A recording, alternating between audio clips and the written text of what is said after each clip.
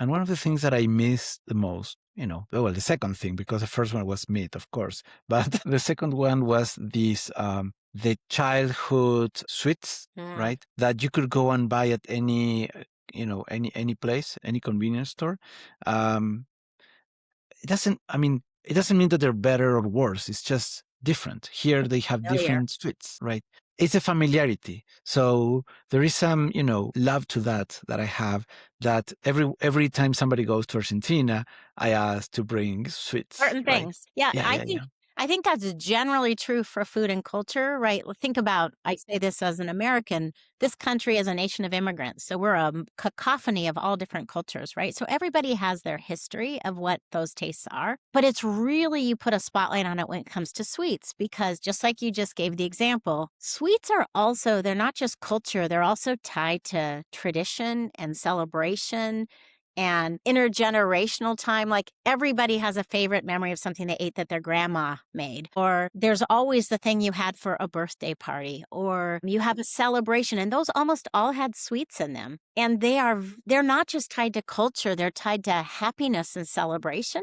Right. So they're very nostalgic. And a lot of ways we've tried to address, hey, let's try to fix things that are too sweet and have them remove them, as kind of feels lecturing. And it's sort of like, it feels like it's sacrilege to I'm not, but I'm still going to love my grandmother's recipe, or you want to be able to hold on to those things, particularly in this world, right? We need those cultural reminders about what made us who our families are, or everything else. And so I think with sweets, everything you said is true in food and culture, but it's even more in sweets because it's tied to tradition and nostalgia and family. Right. Yes, and it's a personal treat that you can have with yourself, Hmm. right?